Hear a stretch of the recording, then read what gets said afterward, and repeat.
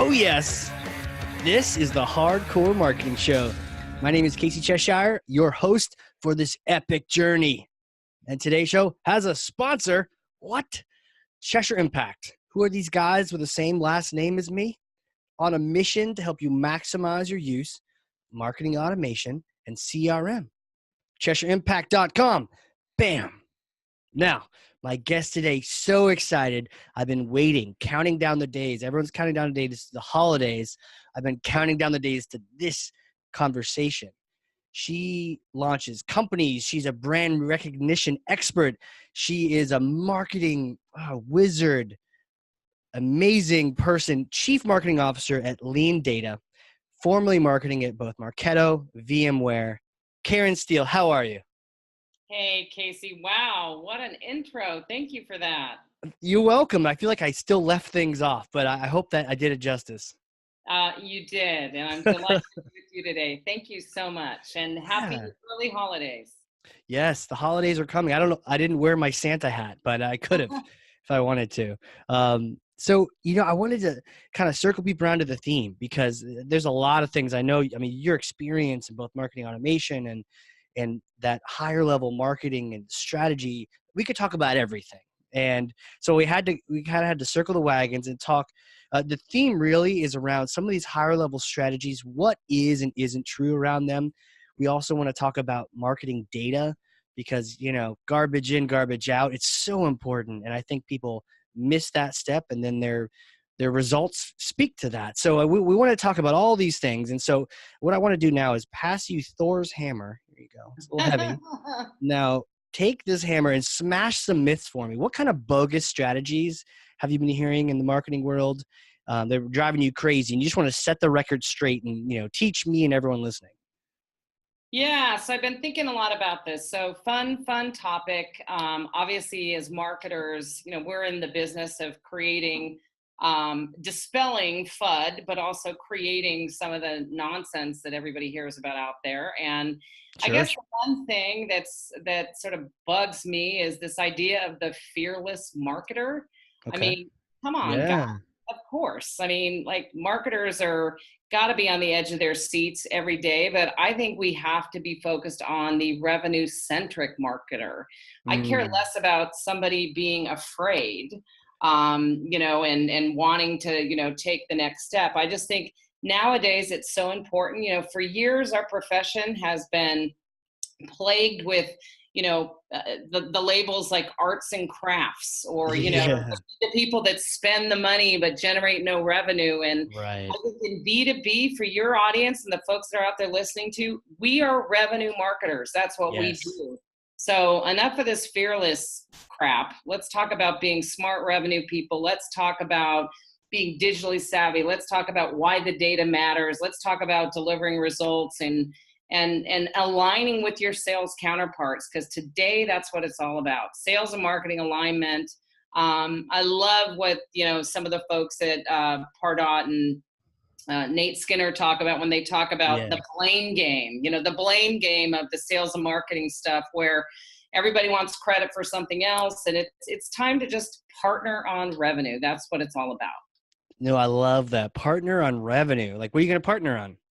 Not fear. Now, I wonder, was it a marketing thing or did it come from a good place?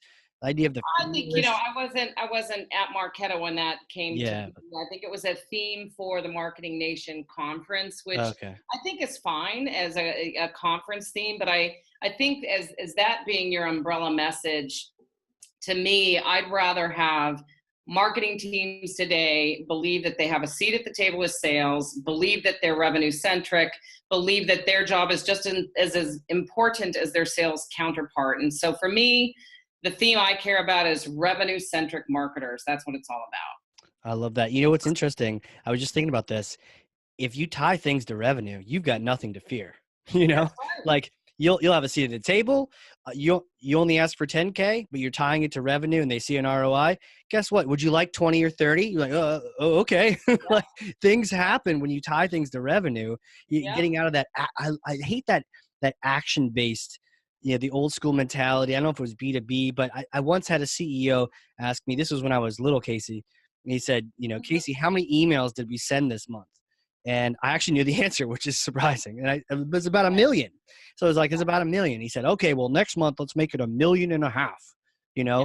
That's how CEOs talk. But another 500,000 emails to a bunch of IT buyers is going to somehow trick them into or convince them that they should move quicker. It's crazy. I didn't know any different then.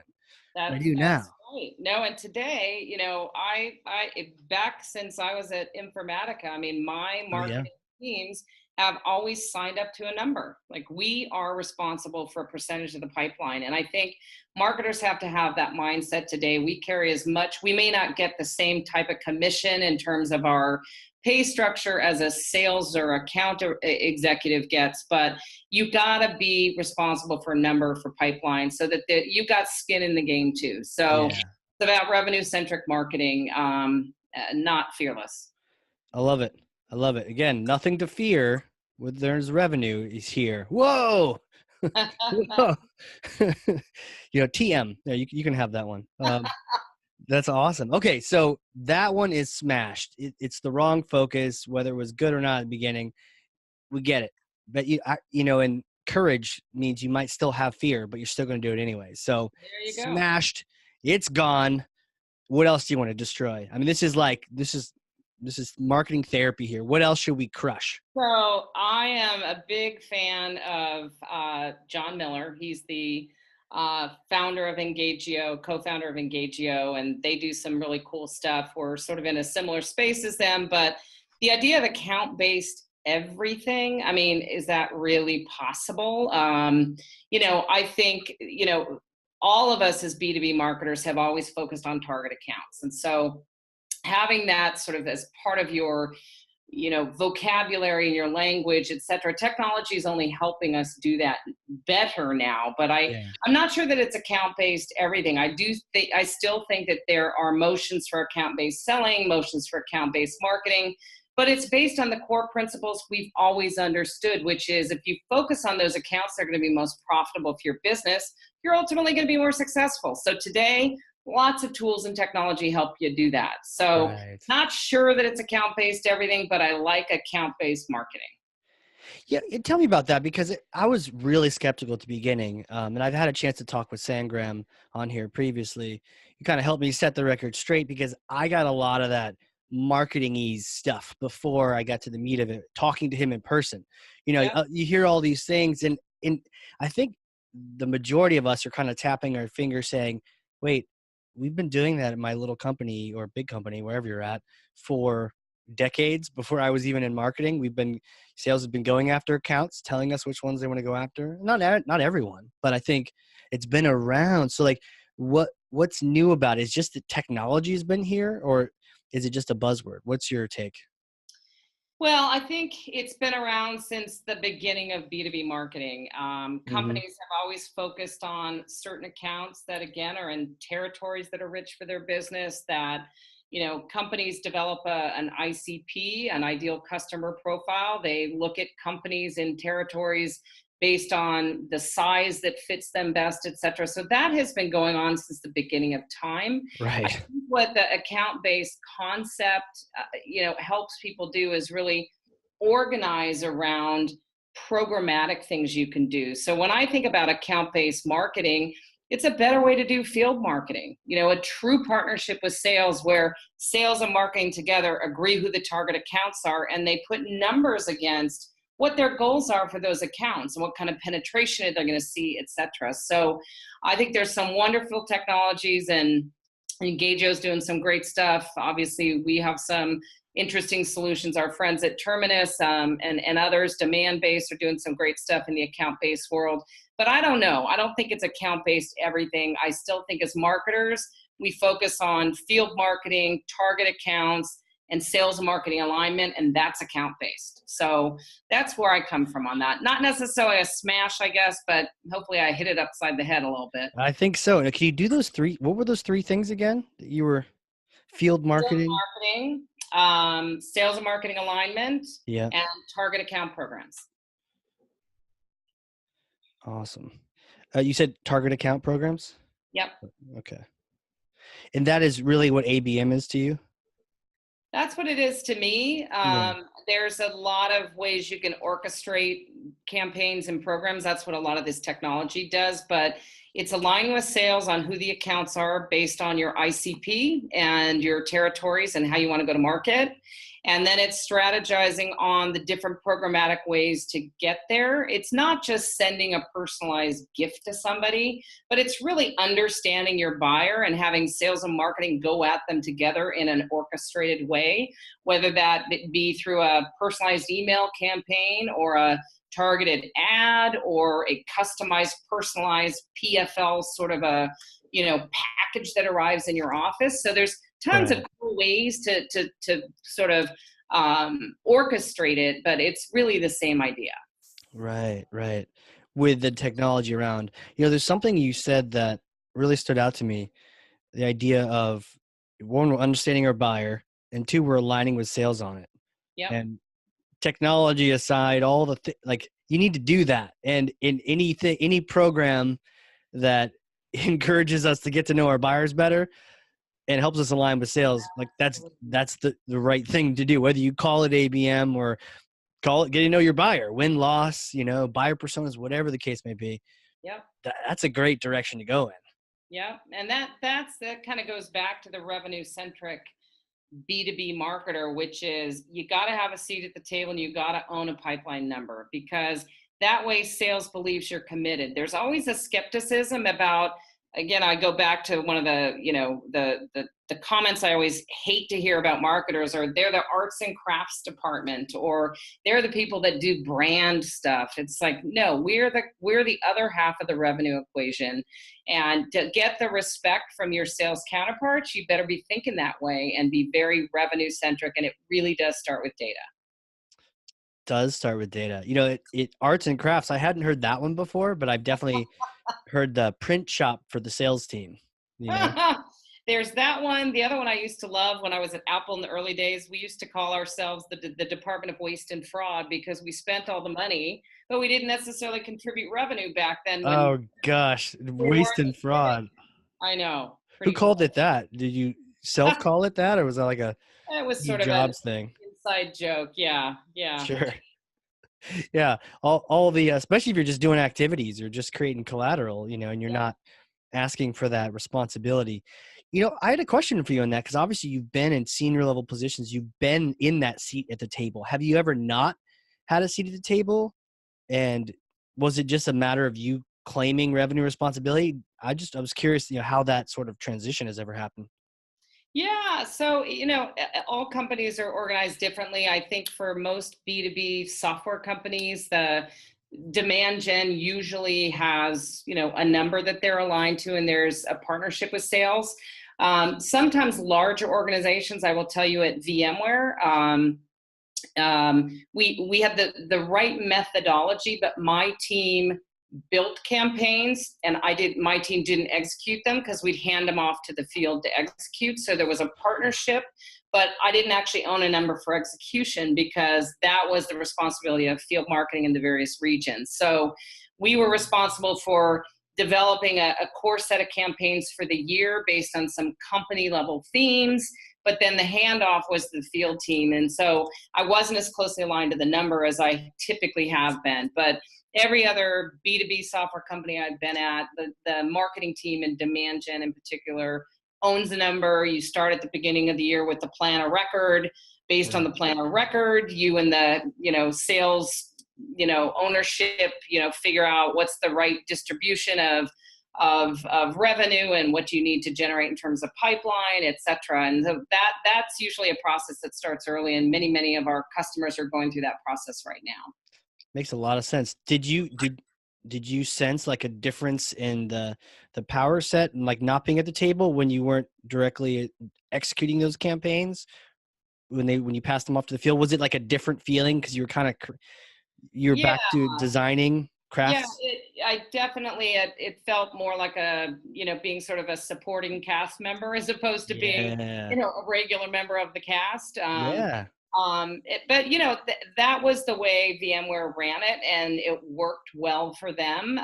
Clearly, they had accountability in the field, and they were trying to centralize the campaign development. So at least we had consistency on message and brand and some of those things. But yeah, it was a little bit of a disconnect for me, and I had to get used to that.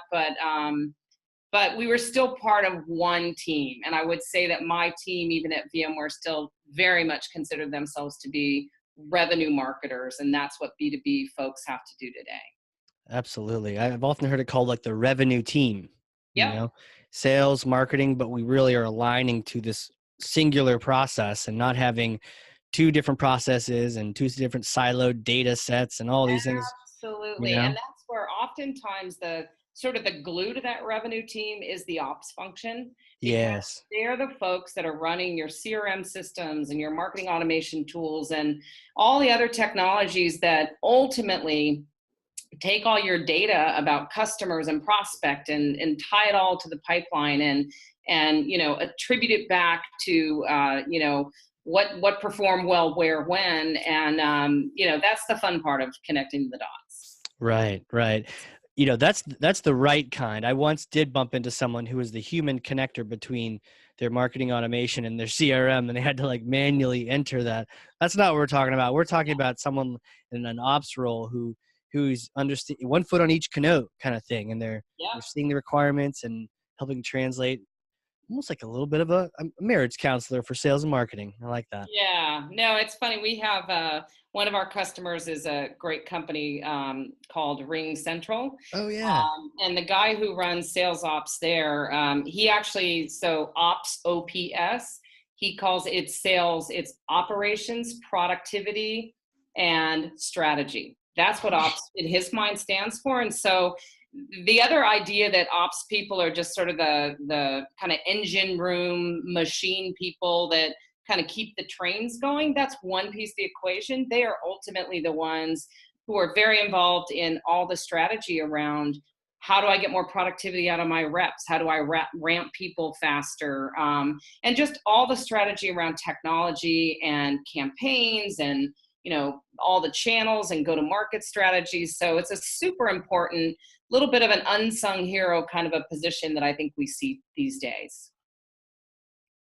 I've heard it growing in usage, marketing ops, sales ops.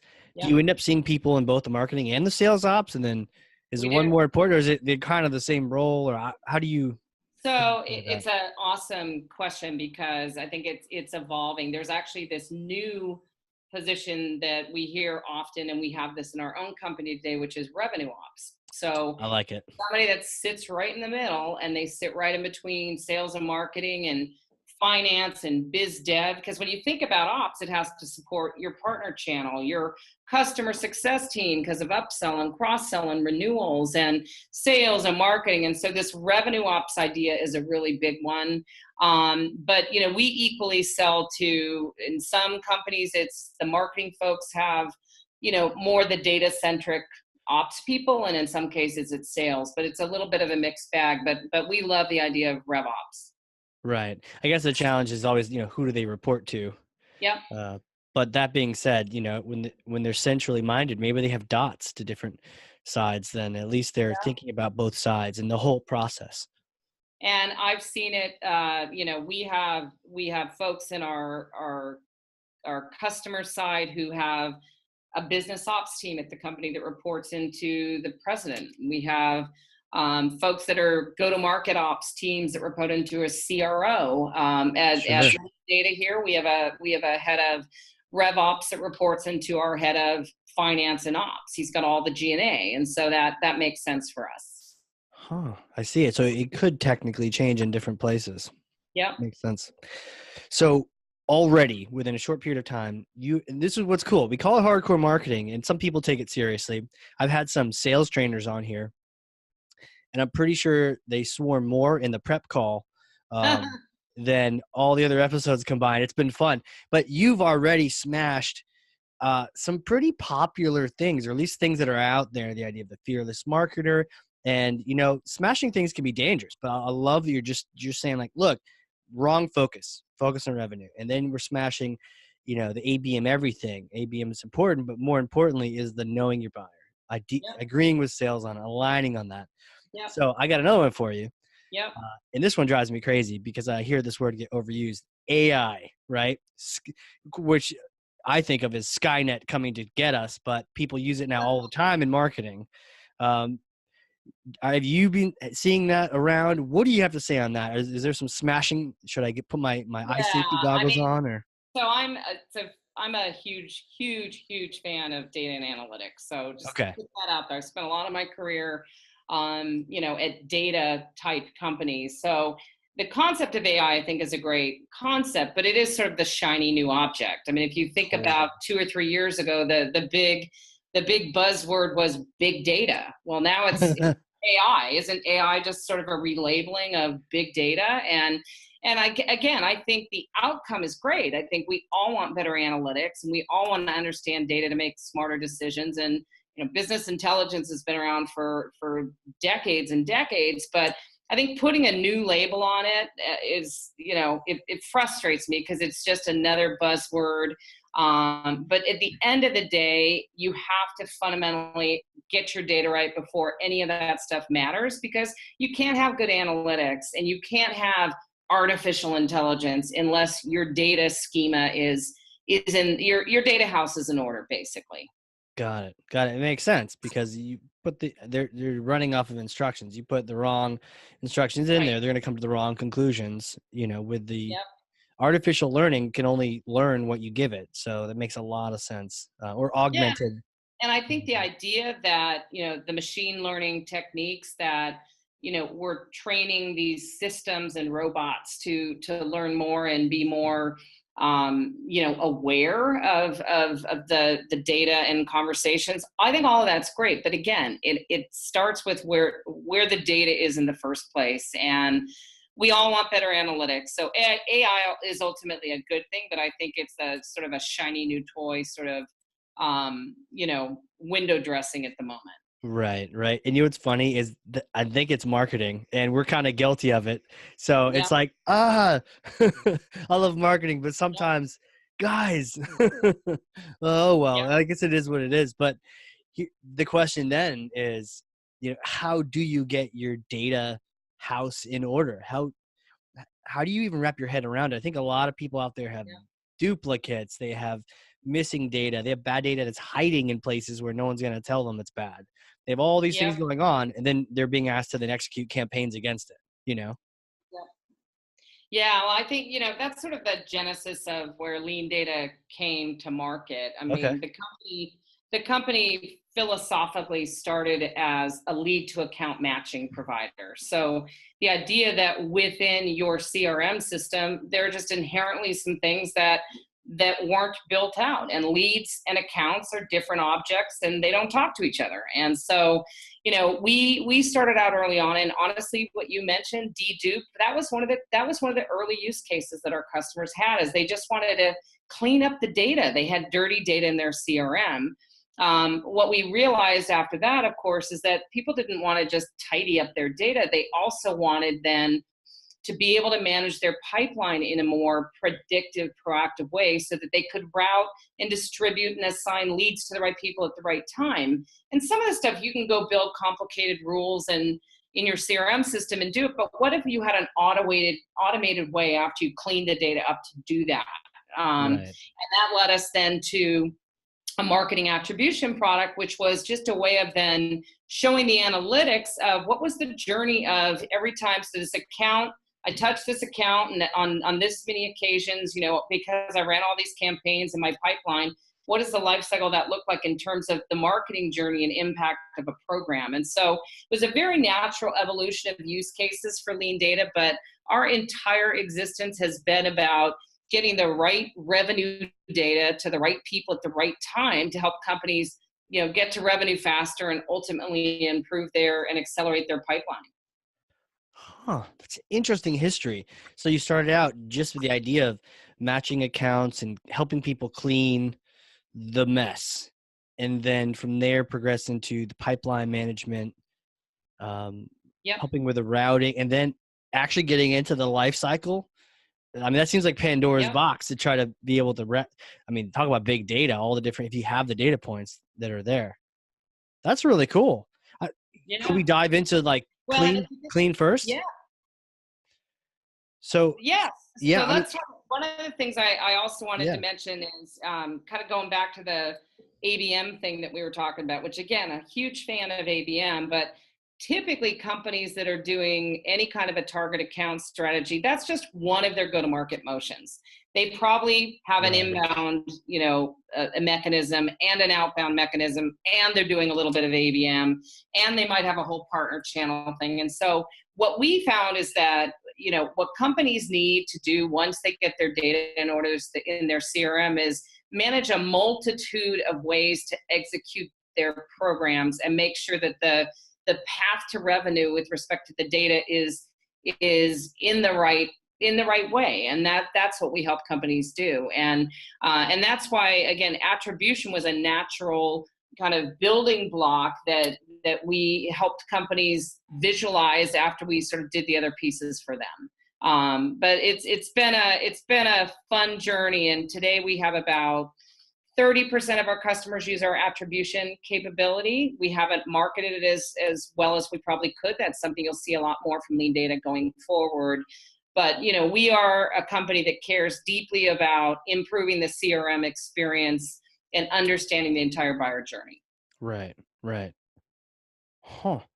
So you start with the clean. Do you even recommend, the people that sign up, start with that before you get to any of the attribution and any of these other things? Make sure your data is squared away. Is it just as simple as get the right app that can help you with that? Are there any strategies you need to think about when you're cleaning things up? Again, what companies think about first, and most companies that really want to get the lead routing piece right, Yep. is they know that leads and accounts have to match. And Right. so that is usually where people start. So typically it's the use case is typically some kind of a lead routing use case where you get the matching capability as part of that. And then once customers get that right, they get excited about the idea of tracking and measurement and looking at the impact. Got it. And marketing attribution is a journey. It's not kind of like, it's sort of, I always refer to it as sort of it's like a BI story. It's not one and done. You're always looking. Sales and marketing have to come to a common set of understanding and questions for you to really tell the story of what the impact and the attribution means for the business. So here at LeanData, we do multi-touch attribution. So I'm able to look at the life cycle of everything we do in a multi-touch capacity. So pre-opportunity creation, and then also post-opportunity creation. I can see the importance of making the differentiation before the op and then after the op Yep. when it happened, because it's even different ownership. Marketing zoning one, Yep. sales zoning the other. And there's different things that marketing can do in the pipeline process pre and post. So we call the pre-opportunity creation multi-touch generated, and then we call the post-opportunity multi-touch accelerated. And so we have different campaign strategies, different things we do to move things through the pipeline, both pre and post. And I think it's really, really effective, and it's nice to have a single tool that allows you to visualize that. Does it become an issue tying it to revenue if you have the pre and the post, or is there a third that's like the whole kit and caboodle kind of thing? You can set this. I'm describing a model that we use. Gotcha. Our customers use various different models. Some people still believe in single touch. Some believe in multi-touch, just pre-op, and they're not looking at post. And so it's super flexible to look at it the way that best suits your business. Got it. So you can customize that, and there's some Absolutely. thought behind it. Interesting. How does it do it? How do you wrap because I've heard people say that, maybe they just got so frustrated, but they've said multi-touch is impossible. That model question, how do you give it credit? Was it that event they went to, or the very next day you got an email from marketing? So give marketing all the credit, or give sales the credit. Is there some misunderstanding going on with people that? I think again, it's sort of that holy grail of sales and marketing enablement. I mean, the only way that multi-touch, whether it's single touch or multi-touch, that attribution works in the first place is if you have a common vocabulary and a common set of goals that sales and marketing agree to. Even in a multi-touch model, that pre-opportunity and the touches that happen, you have to agree to a time frame. Is it 120 days? Is it 90 days? Is it 30? What are you measuring? And what's the logic behind that? And so that is where sales and marketing come to the table together with their operations counterparts. You agree to the model, and then nobody questions it. So this whole blame game thing that the Pardot folks talk about, which I wholeheartedly agree with, it doesn't happen, because if the head of sales and the head of marketing sat at a table and they agreed to a model, if you're reporting back on that, you can always tweak the model, but you've got a common language and you've got a common set of metrics that you're measuring against.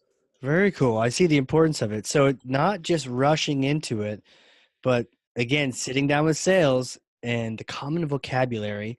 So would that be just different terms? Like, what does it mean accepted, or what does it mean qualified, that qualified appointment, coming to grips and understanding with what that Absolutely. milestone is?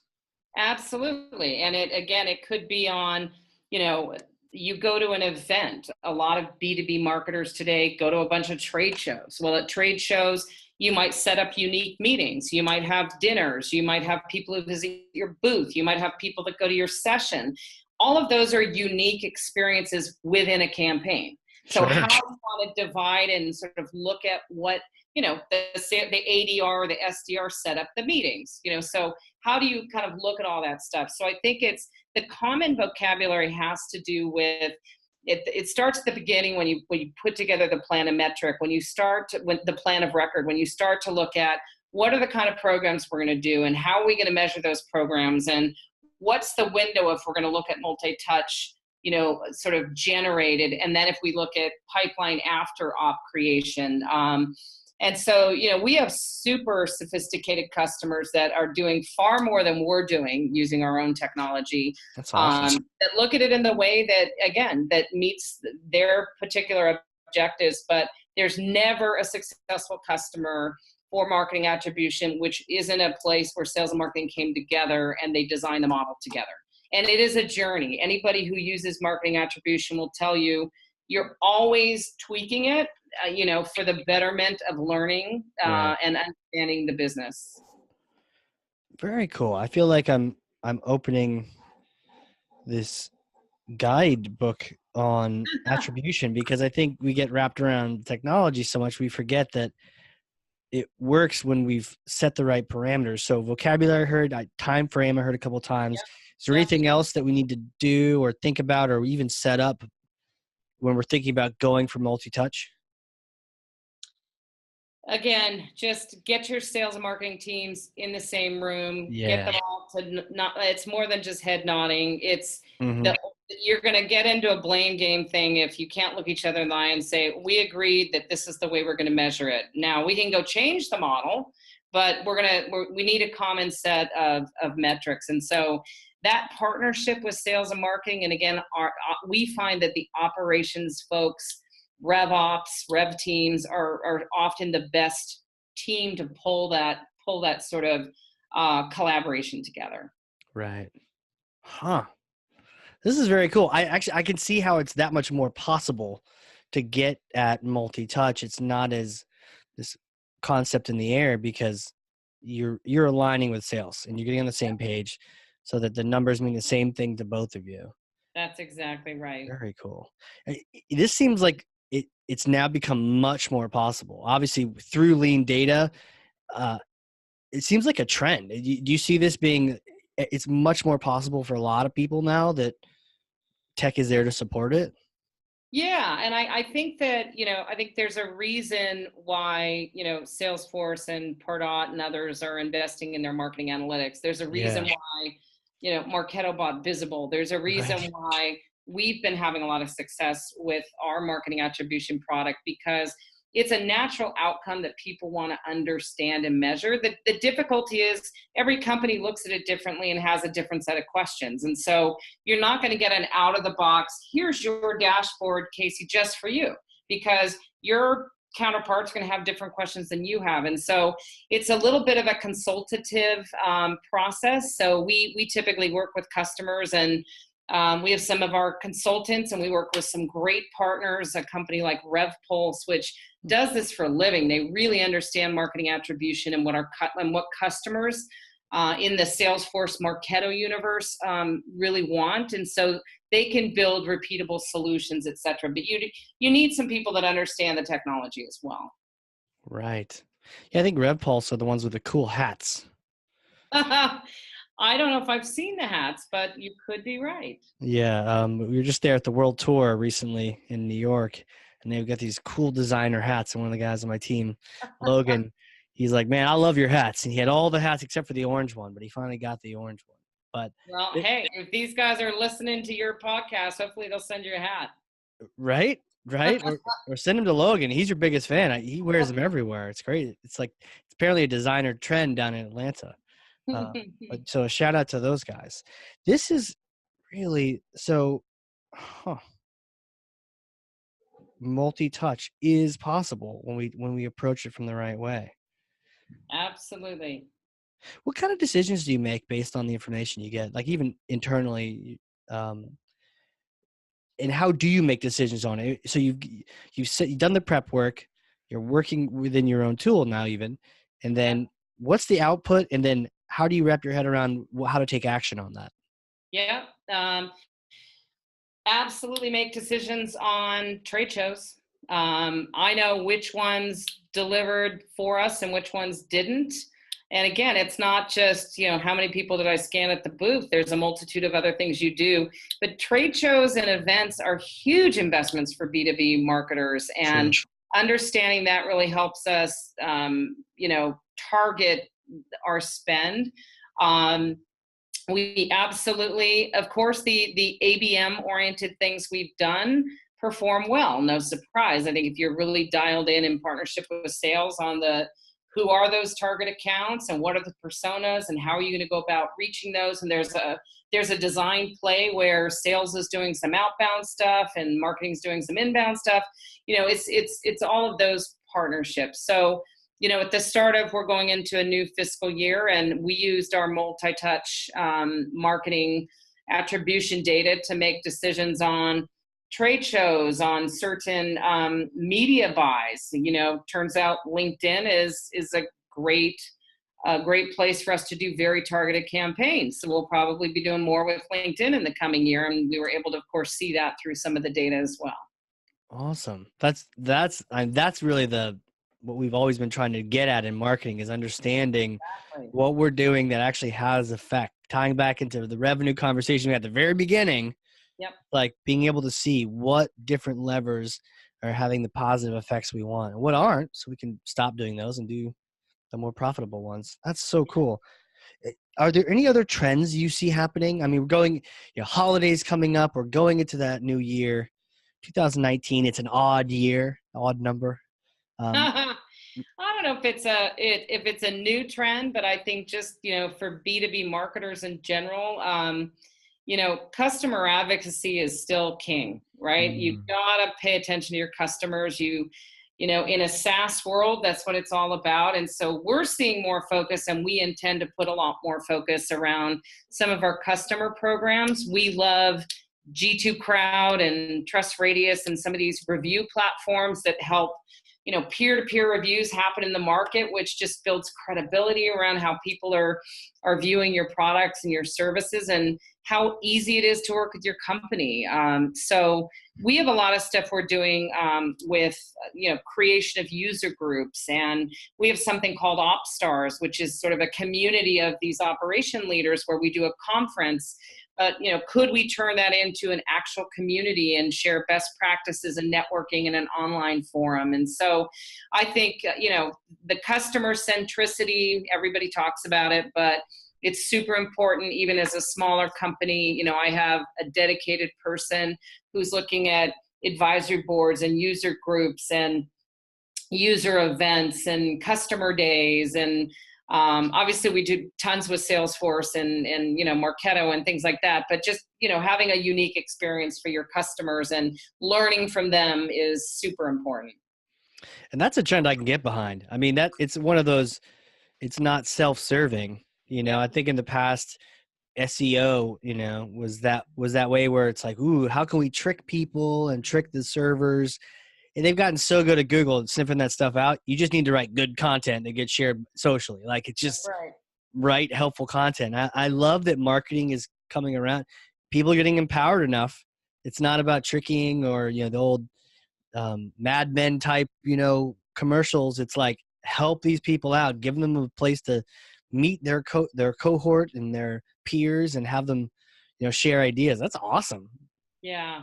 The other thing I would say, kind of along a similar line, I was on a panel recently on where we talked about influencer marketing, and I think in the B2B world, now obviously we target sales and marketing buyers, but there's a whole universe of people that are experts in their field. They're not just your traditional analysts, and they're not just bloggers and speakers. They're people like you and me that are just very well versed on a given field, that we could impart our own knowledge and wisdom and help move a market forward. And so influencer marketing, I think, no matter how big or small you are, is critical.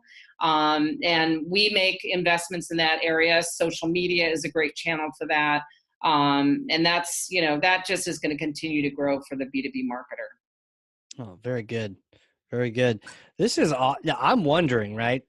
You have been crushing myths. You see into the future. Really, who are you? I'm curious, what kind of experiences, how did you end up as this marketing leader, thought leader, helping LeanData really take it into the next level and get, multi-touch for everybody else, and like, take me back. Very kind of you. You're too thoughtful. But I'm a B2B marketer. I'm sort of a product of the Silicon Valley. So if you look at my career, I've done all B2B tech, even though I've Sure. been in financial services and done some things there. It's all tech focused. And so I think, I give a lot of credit to my roots. I started at Apple in the very early days, and I worked at some of the best brands in technology. So I've been super fortunate to work with some great people. The last handful of years, I've been in the sales and marketing tech space, which is a super fun space to be in. And there's a great community in that world. A lot of people that I respect and have learned from. And so I feel very, very humbled that I get to do what I do, because I'm marketing to people like me, which is Yeah, right. fun. I've spent many years marketing to IT people as well, so I know how those folks think. But it's fun marketing to sales and marketing people. Well, I've marketed to IT as well, and having been IT, I could say it's a lot harder. It's Yeah, a different persona, right? it But is. marketing to marketers is awesome. Sales too, because they keep it real. Yeah. Now, you mentioned Apple, and I know we chatted briefly. Something, you started there when you were like 18 or something. You Isn't that nuts? got a Yeah. dish. How did you end up at Apple? And this is like pre-Mac days. Yeah, I actually worked at Apple for the original Macintosh introduction in 1984. So that's going to make me seem 100 years old, which I'm not. It's okay. We're not good at math, so it's But all yeah, it was one of those things that I just sort of was in the right place at the right time. Apple's headquartered in Cupertino, California. I lived in the area. They had a job. I was a senior in high school. Didn't really know what I was going to do. Was thinking about what I was going to do for college and whether I was going to go to a community college or go away to school. And long story short, got a job at Apple. I ended up initially in the creative services department, which was effectively their in-house agency, which almost every major tech brand now has their own in-house agency model that everybody's modeled after Apple, because Apple did it really, really well. And obviously, right. Had the good fortune of meeting and working very closely with Steve Jobs. And Really? yeah, some What was very, that very, like? What was that like? Because we see the movies. I've done the the biography. yeah. What was that like? And this is the Brilliant, early days too. brilliant marketer. Absolutely brilliant Marketer. marketer. I learned a ton. Yeah, he's, I think the reason Apple's in the place they are, I mean, kudos to Tim Cook and the rest of the team. But, you know, when Steve went back to Apple, I worked with him at Next after I left Apple. And You were so Next. I know about I Next. You were saw, there too? I was at Next for 5 years. Wow. So bleeding edge technology, but super, super inspiring, brilliant marketing leader. And if you do follow the stories, you know, about Steve, his coming back to Apple and what he did to help reinvent that company is, it'll, you know, it'll be part of history. Absolutely. Does that mean you were an Apple and then when he got booted out, you followed him over to Next or how? Not directly, but Not yes, directly? I went to Next shortly thereafter. Yes. Wow. That's cool. You're like a rebel. You're flying the pirate flag over the headquarters. I was a Really cool. young person at the time, so I was sort of, I was, you know, I was just finding a cool new job at the time, but I got to work with some awesome people. I what I guess hindsight is 20 like Steve Jobs, right? But like at the time, did you have the sense that this guy was gonna basically, change the world, or was he just a good business leader at the time? You know, he obviously already, you know, Apple was a billion-dollar company just with the Apple II before the original Mac was launched. And so clearly True. he had done something right early on. And so, yeah, always felt like you were a little bit in the company of a genius, but a marketing genius. I mean, I learned a lot from him. And he cared just immensely about the user experience and you know, graphic design and the aesthetics of a user experience. And you know, it grounded me in a lot of core things, you know, that simple is better, and a certain elegancy in a look and feel and clean typography, and you know, not a lot of busy graphics. You know, it turns out that's some of the best stuff you see today. So Absolutely. Apple taught me a lot. You know, feel very fortunate. That was a big part of my educational process. So cool. And that shaped you. And what do you do after that? What do you do after Apple and Next, all these things? How did your career progress? Because not only did you climb that ladder, you broke that ladder down and made it to firewood. So what did you do? You know, I followed where the market was going. You know, after so I did 2 tours of duty at Apple. So I did Apple Next, and then I went back to Apple for a year and a half or so. And then after that, the internet was taken off. Netscape was founded, and all of a sudden there were these cool companies building these cool applications in browsers. And I found myself at one of those little startups. And so I did this startup thing early, which was fun. And so I've been super fortunate to do a mix of, I've been at big brands, public companies like VMware, Informatica.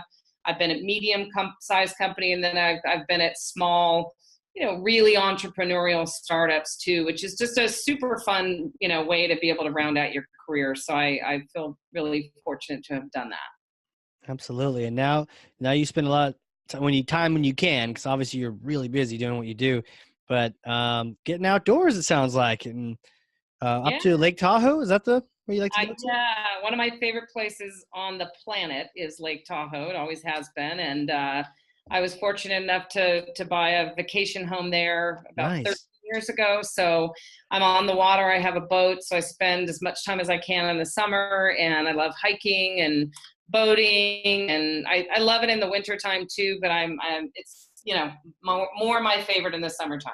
Right. Yeah, absolutely. I mean, skiing has its places, but right now I'm up in New Hampshire, and things are getting cold. The leaves are off the trees. I'm like, my friends in Florida are having a good time, and they're like, oh, it's so cold out. It's 70, 80 degrees. And oh, but I've never been to Lake Tahoe.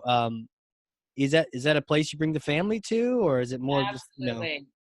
Yes, it's a great place for family, for outdoor stuff, fresh air. Obviously, you have snow in the winter if you want it. You have a lot of sunshine in the summer months, Great Lakes, not just Tahoe itself. There's lots of other surrounding lakes too. And it's hiking and biking and, golfing and skiing and super, super great place to hang out outside. Jeez, what's not to like? I don't know how they get you out of there. How do they get you to come back to the office at that point? Well, the good news is we can all pretty much work wherever we want these days, right? True enough.